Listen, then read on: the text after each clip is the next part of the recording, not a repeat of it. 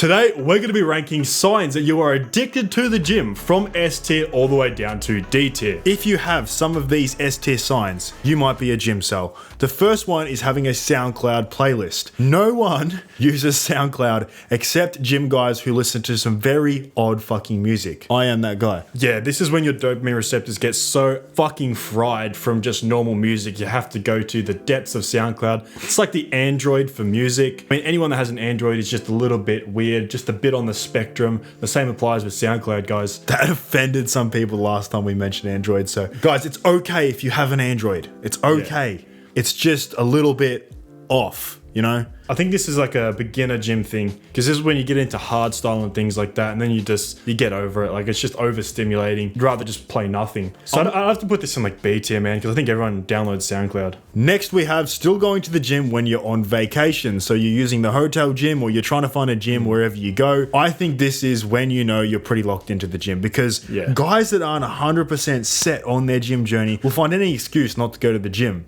But guys that are addicted to the gym will find excuses to go to the gym. This has to go S tier, man, because if you think about the mentality there, it's like the gym always comes first. And if the gym always comes first and it's at the top of your priority list, you're addicted to the gym because you couldn't live without it. Even on vacation when that's supposed to be your relaxing time. So yeah, it has to be S tier, man. I mean, that's literally the first thing I think about when I'm on vacation. Where's the nearest gym? New gym, all exciting. Next, we have always being injured. I think this has to go S tier as well, because I mean, if you're not addicted to the gym and you feel an injury, you're going to be smart. You're going to avoid training. You might have a deload or something. But me personally, when I get injured, I just try to find ways to train around it. I will never shift my gym schedule around. Yeah, pop a couple aspirins in, a couple painkillers, and you're good to go. This is S tier, man. Next, we have training when you're sick. I think this is along the same path as training when you're injured. Yeah, I think like you shouldn't realistically be training, or you should just train really light. Me personally, if I'm sick, it's got nothing to do with my training schedule. I'm still going to the gym. And not only is this probably bad for you, but it's bad for the people around you. Like, your gym addiction is now getting other people sick. I mean, yeah, this is an S tier sign you're addicted to the gym. Next, we have not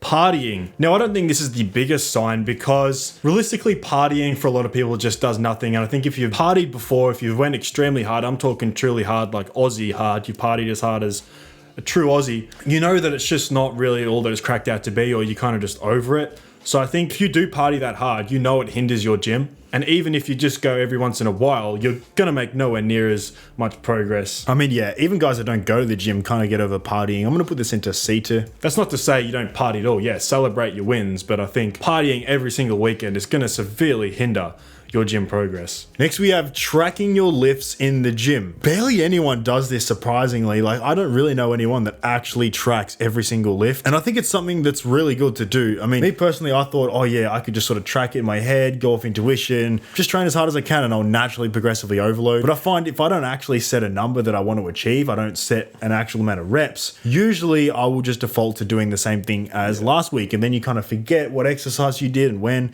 Yeah, this is like the main reason you see the guys in the gym every single year, and they look the exact same every single year, because they're not going into the gym with a progressive mentality. I always talk about this. If you don't go into the gym with intent, I promise you, man, you will stay the exact same. I think this is just smart to do. I don't even think it's a sign you're addicted to the gym. Yeah. I just think it means you've put more thought into your gym journey. So we can put this into B tier. Wearing gasp t-shirts. Too far, too gone. Yeah, this is like you're running a gram of gear. You're a complete gym cell. I mean, honestly, I kind of respect like the tunnel vision into it, because if you actually think about hardcore bodybuilding, it is so counterproductive to essentially everything.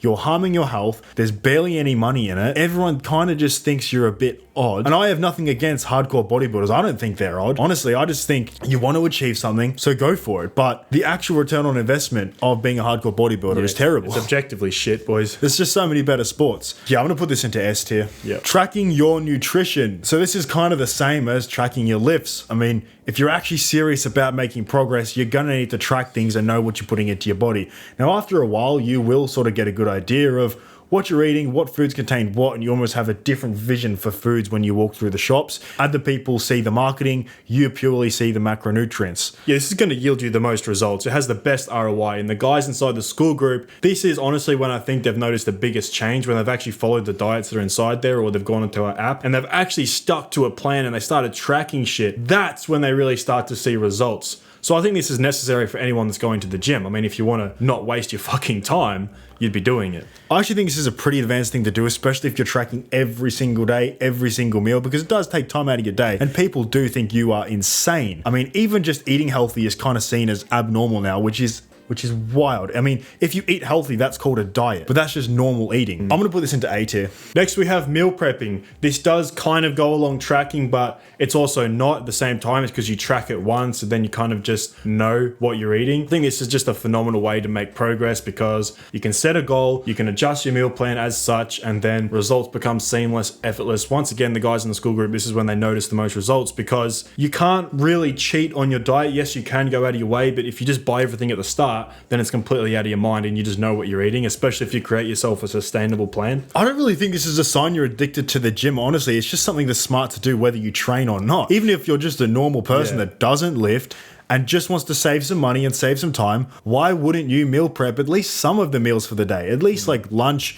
and maybe your after work meal. Honestly, I couldn't fathom individually making every single meal thinking about what I should eat now. It's just so much wasted brain space. At least prep a few meals of the day so that's sorted. Yeah, the biggest misconception is that it takes more effort. You're just retarded, mate. You cook it once and it's done. You don't have to like think about what you're eating, and this is how you get royally fucked, and this is how you end up with no money at the end of the week as well. It is so budget friendly. Yeah, I'm gonna put this into C tier. Next, we have wearing stringers. Yeah, if you wear stringers to the gym, man, it's pretty questionable. It goes straight into S tier because the last people that were allowed to wear this is Ziz, John Skywalker, maybe. Anything past that, he was the last person allowed to wear this, guys. Before we end it, I know we were talking a lot about the school group in this, and that's because this is where guys actually get results. Yeah, you can watch these tier lists all you want, but the serious guys are in the school group making progress every single day. I think if you're just watching this shit for entertainment, it's a little bit iffy, guys. Like, make the change. I promise you guys, it'll be the best thing you ever do. You can click that link right there. Literally just click that button, see the guys that are in there, see what's inside. You don't even have to fucking buy it, but just at least see the value that you can get and the transformation you can make, and the guys that are already making those transformations. I just personally know it'll be one of the best things you ever do, man to man. So check it out. Hope you enjoyed the video. Subscribe if you enjoyed, and I'll see you